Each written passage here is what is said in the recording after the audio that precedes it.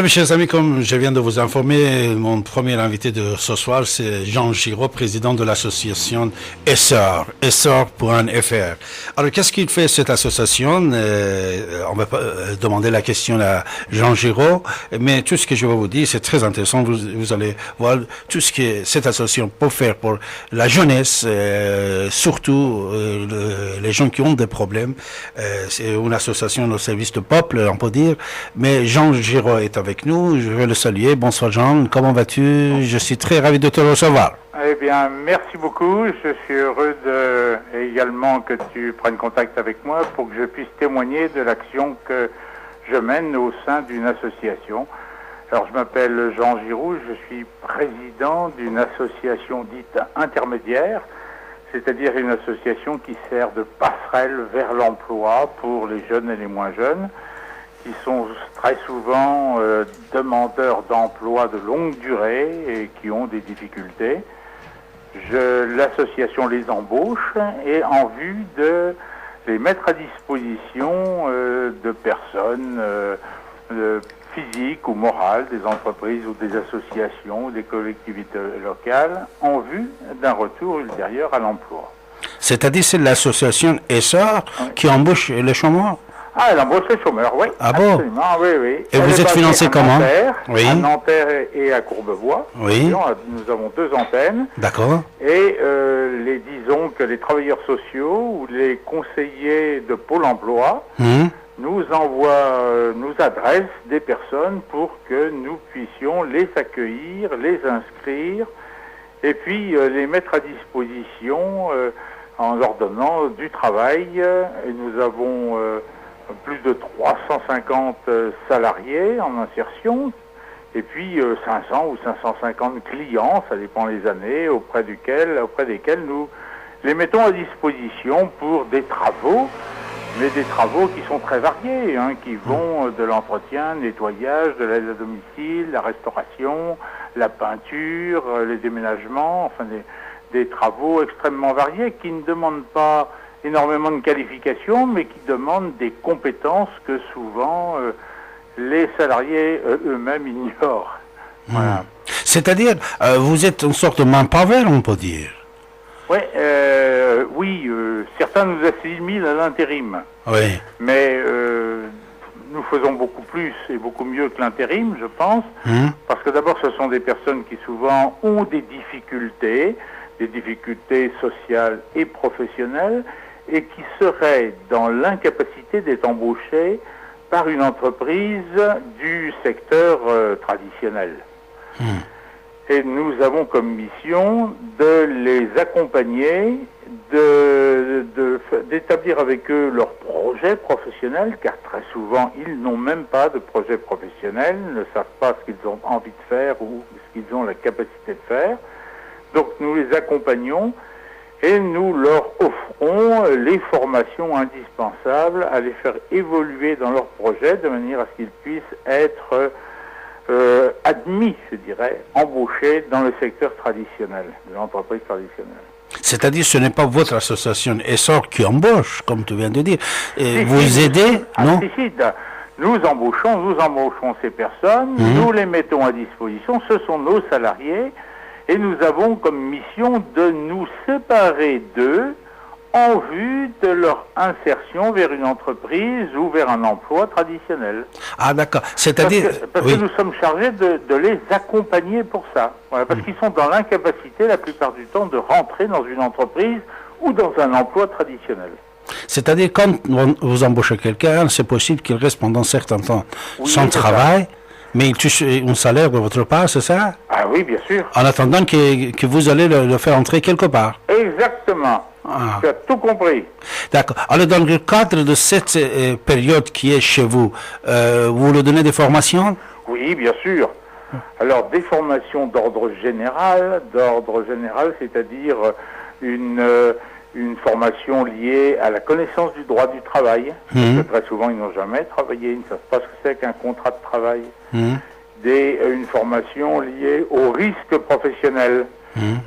Car n'ayant pas travaillé, ils n'en connaissent pas forcément les risques, donc il faut leur faire appréhender des risques professionnels, On leur donne aussi des techniques de recherche d'emploi, c'est-à-dire on leur apprend à rédiger un curriculum vitae, s'ils ne savent pas le faire, à rédiger une lettre de motivation, à rechercher des emplois par toutes les méthodes possibles, y compris Internet. Hein.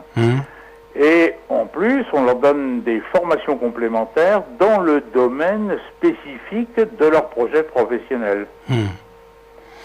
Et ils touchent combien de votre part, leur salaire? Alors, ce sont nos salariés. Beaucoup d'entre eux, au début, lorsque nous les mettons au début à disposition, que ce sont nos nouveaux salariés, ils n'ont pas la possibilité de travailler à plein temps, ni même à mi-temps. Souvent, c'est quelques heures seulement par semaine, parce qu'ils sont très éloignés de l'emploi. Souvent très éloignés de l'emploi, pas toujours, mais souvent. Donc ils n'ont pas la capacité de travailler longuement ils travaillent quelquefois 5 heures, 10 heures par semaine seulement, et ils sont payés en général au minimum, bien entendu, au salaire minimum, au SMIC. Oui. Et puis pour certaines tâches, ils sont payés davantage. C'est-à-dire que s'ils sont ils arrivent à travailler à mi-temps chez nous, ils perçoivent la moitié du SMIC, en gros, un peu plus de la moitié du SMIC, mais s'ils n'ont pas la garantie de ressources nécessaires pour percevoir le RSA, eh bien, ils perçoivent le RSA complémentaire, le RSA chapeau qui a été prévu par Martin Hirsch. Donc, ils ont un complément de ressources au-delà du salaire que nous leur donnons. Et nous percevons le fruit de leur travail par facturation auprès des clients chez qui ils travaillent.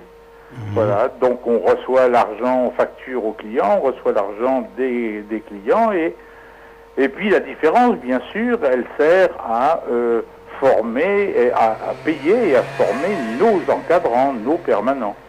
Dans l'association, il y a 17 permanents qui s'occupent des 360 salariés qui sont mis à disposition. Actuellement, c'est 360, mais tu m'as dit qu'à l'époque, tu avais même jusqu'à 4000 personnes. Jusqu'à 4000. Non, j'ai dit, oui, on a dû faire travailler depuis 20 ans, plus de 4000 personnes, oui.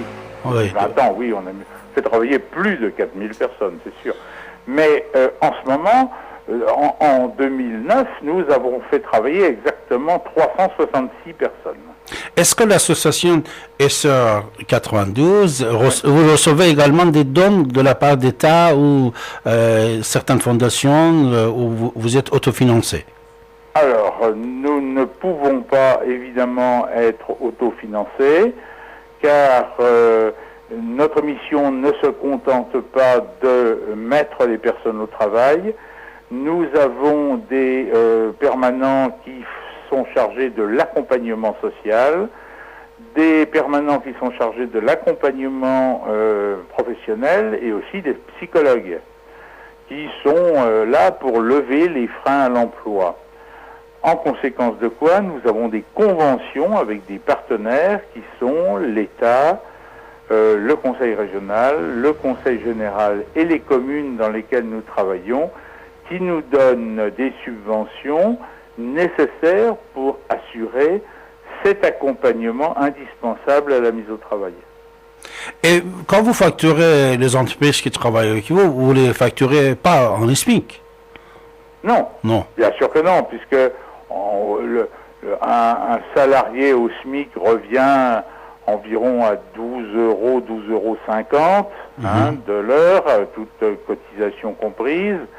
Et puis la facturation se fait à environ 18 ou 18,50 € en moyenne dans notre association, ce qui fait que la différence sert à financer le salaire des permanents.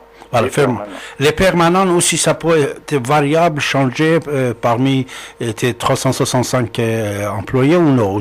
Les permanents sont fixes? Ah, les permanents, oui, bien sûr, ils sont fixes. Ce sont des salariés, la plupart du temps, à temps plein, qui sont qualifiés. Ce sont des gens tous qui ont des diplômes. La plupart d'entre eux ont bac+5. Parce c'est un travail très professionnel qui est le nôtre. Hein. Et votre siège, il est à Nanterre ou à Courbevoie? Le siège est à Nanterre, oui. Quelle adresse? 44 rue Paul Lescope, Oui. à Nanterre. Alors, n'importe qui est sans emploi, il peut venir vous voir et vous allez vous engager de mettre dans le marché du travail, c'est ça? C'est pas tout à fait ça, il peut venir nous voir, Oui. soit qu'il soit envoyé par un travailleur social ou par Pôle emploi, soit de son propre chef.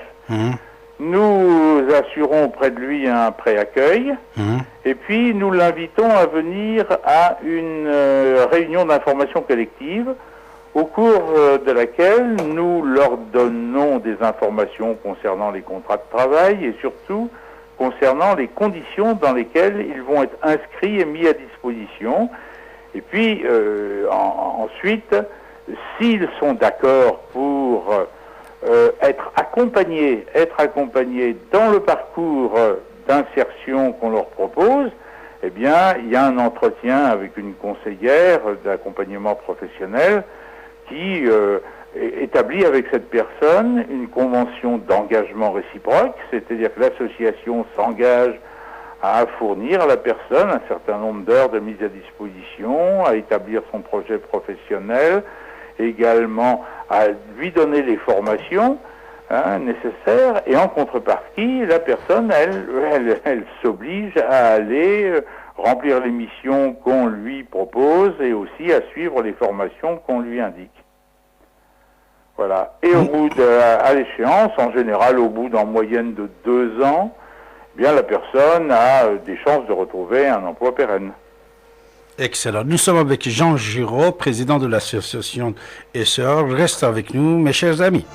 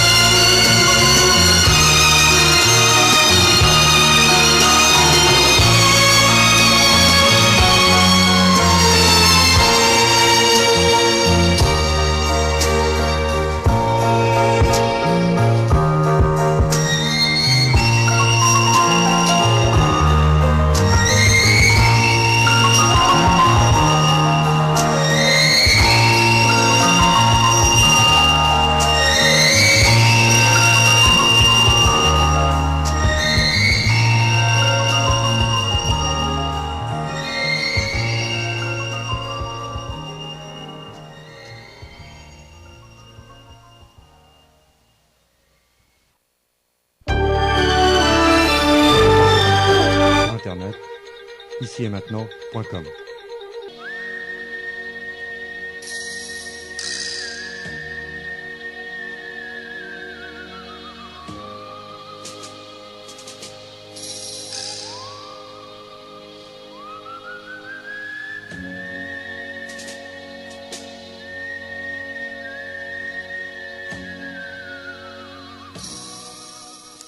David Abbassi, dans son activité culturelle et radio-télévisée depuis plus de 30 ans, a écrit plusieurs centaines d'articles et plusieurs dizaines de livres en perse, français, arabe et également en anglais. Il a rencontré et interviewé plusieurs personnalités internationales, politiques et culturelles. En visitant son site internet, plusieurs centaines de pages web sont à votre disposition, en français, anglais et persan. Son site, davidabassi.com. Abbassi, A2B-A-S-I.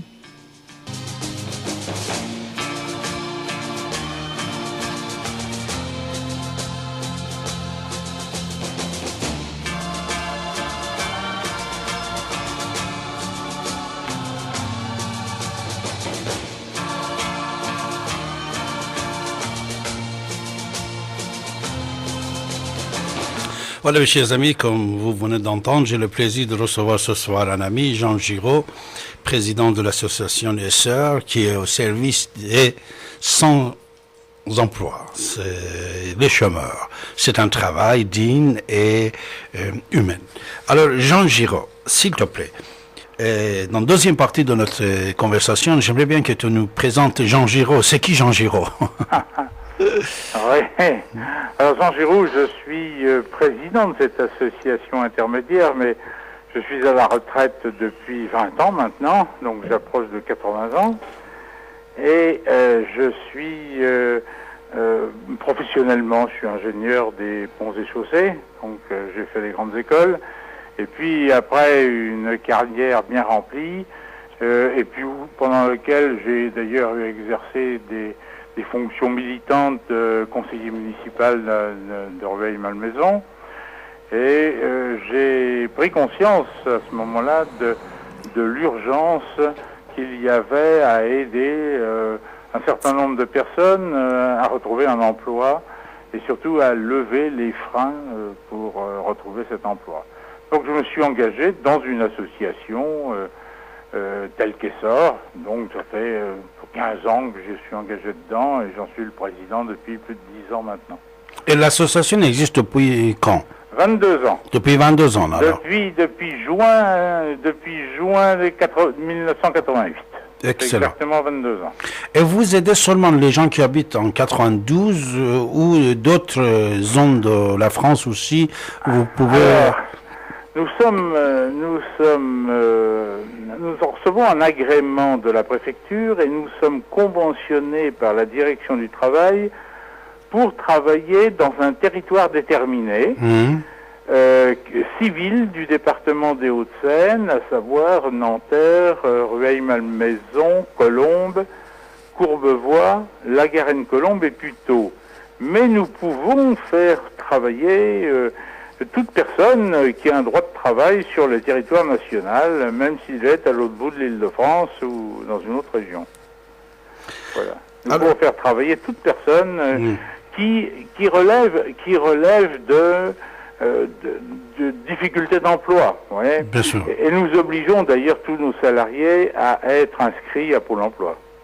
Ah, c'est obligatoire, il fallait qu'ils s'inscrivent d'abord. Ah bah oui, parce que sinon, c'est un gros intérêt, c'est qu'ils peuvent bénéficier des prestations de Pôle emploi, en particulier des formations dont beaucoup sont gratuites. Ouais. Est-ce que, une question technique, Jean Giraud, depuis que l'ACDIC avec AMPO, ils se sont réunis dans cette nouvelle structure, est-ce que c'est mieux ou non? Toi, tu es un spécialiste depuis des années, que penses-tu? Mais ce que je pense, c'est qu'il y a eu des difficultés de fusion et de réorganisation telles, depuis maintenant plus d'un an, que je pense que l'absorption n'est pas encore terminée. Et que la restructuration de cet grand ensemble ANPE plus ACDIC a nécessité des remises en cause relativement importantes, des restructurations qui aujourd'hui ne sont pas encore finies, quoi. Alors, ça veut dire en clair que Pôle emploi est encore aujourd'hui dans une période d'adolescence, disons. Est-ce que tu as l'espoir, c'est-à-dire chapeau à grandir cet adolescent ou non? Oui, ça veut dire qu'elles deviendront peut-être un jour un peu plus mûres, voilà, disons. Voilà. Est-ce que tu peux faire des propositions pour que mieux marche ce nouveau système-là? Je pense que oui, c'est-à-dire que d'une part, ça ne me paraît pas souhaitable que beaucoup de prestations aujourd'hui qui sont de fait l'apanage de l'État soient aujourd'hui sous-traitées à des structures privées. Ça ne me paraît pas tout à fait normal. Et ensuite, je pense que Pôle emploi n'a pas aujourd'hui le personnel suffisant pour accueillir toutes les personnes qui sont en recherche d'emploi, qui sont demandeurs d'emploi. Il y en a 30% de plus depuis 2 ans, et on voit que le personnel de Pôle emploi est dans la capacité matérielle d'accueillir et de conseiller efficacement vers l'emploi l'ensemble de ces demandeurs. Voilà. C'est-à-dire, tu penses des associations comme Essor pour Alors mieux travailler? Une association comme la nôtre remplit une mission de service public. Mais nous ne sommes pas une entreprise. Nous sommes associatifs. Mais la loi Borloo nous assimile au service public de l'emploi par les prestations que nous rendons et qui sont des prestations d'utilité sociale, d'utilité publique, et qui fait intégralement partie de l'économie sociale et solidaire. Est-ce que vous payez vos charges sociales selon ce qui paye une entreprise, ou vous avez des exonérations, Jean? Alors, nous avons quelques exonérations patronales, oui, jusqu'à 750 heures de travail réalisé par chacun de nos salariés. Au-delà de ces 750 heures, nous n'avons plus aucune réduction de cotisation. C'est-à-dire pour chaque individu, vous avez 750 par personne, oui. Par personne. En dessous de 750 heures, nous avons une réduction de cotisation patronale, effectivement, de cotisation URSSAF. Mais au-delà de 750 heures, nous n'avons plus aucune réduction. C'est-à-dire, même 750 heures, c'est mi-temps. C'est mi-temps, mais là, c'est seulement une charge patronale. La réduction? Ah oui, c'est seulement sur les charges, les cotisations patronales, oui. Patronale. Et après vous, quand vous facturez 18 heures, 18 euros l'heure, vos clients, ils payent également la charge sociale ou ils payent 18 euros tout compris? Alors, ils paient 18 euros, tout compris, et en particulier, il n'y a même pas de TVA. Nous sommes dispensés de TVA.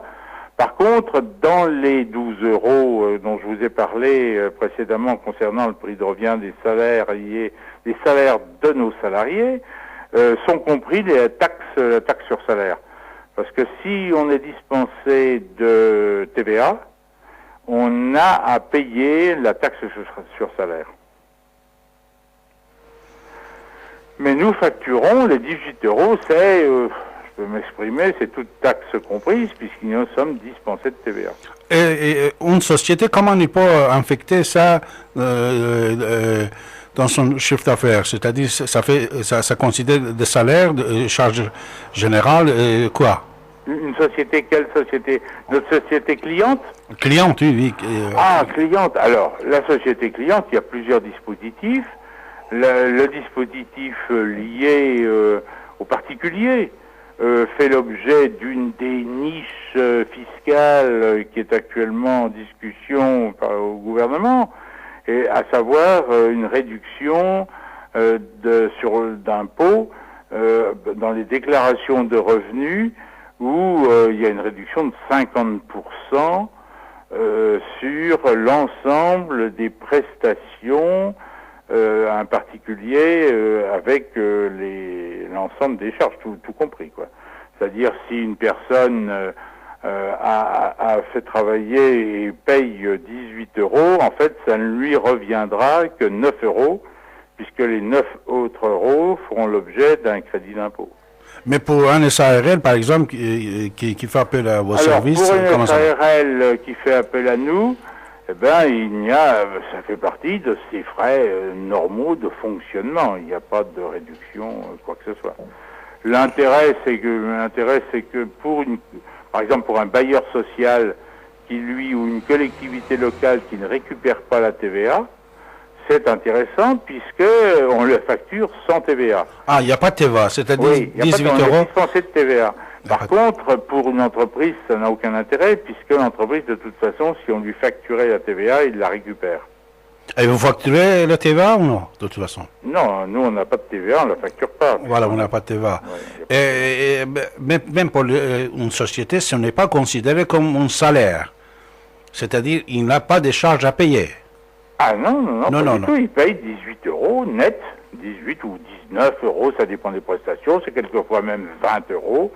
Ça dépend des prestations. Il y a des prestations qui demandent un peu plus de qualification et on va jusqu'à 20 ou 21 euros lorsque le travail demande un peu de qualification ou un peu de risque professionnel, voilà. Eh bien, c'est net. L'entreprise nous paye net les 18, 19 ou 20 euros de l'heure multiplié par le nombre d'heures que notre salarié a passé chez lui dans ses mises à disposition. Alors, ici, Jean, est-ce que votre salarié, il est rémunéré le moment qu'il travaille chez vos clients ou même s'il ne travaille pas, il vient rester chez vous, il est payé? Alors, la plupart de nos salariés sont rémunérés à l'heure travaillée. La plupart. Néanmoins, comme le président de la République a décidé il y a 1 an de relancer les contrats aidés, contrats d'accompagnement vers l'emploi, qui font partie maintenant du contrat unique d'insertion, CUI. Dans ce cadre-là, nous rémunérons les salariés pour un forfait mensualisé, qui peut être de 22 ou de 26 heures semaine pendant la durée du contrat. Voilà. Et ça permet de donner davantage d'heures à ces salariés qui sont en général plus proches de l'emploi que ceux qu'on vient d'accueillir. Donc on profite au bout d'un certain temps d'ancienneté, quand les salariés sont relativement proches de l'emploi et sont aptes à travailler au moins 22 heures par semaine, ce qui n'est pas le lot commun, eh bien à ce moment-là, on peut leur offrir un contrat aidé de 22 heures ou de 26 heures semaine, suivant les cas, ce qui leur donne pendant 6 mois ou 1 an une garantie de ressources. Est-ce que vous faites, ce sont certaines questions qui viennent de la part de nos auditeurs que je te pose, Jean Giraud. Alors, est-ce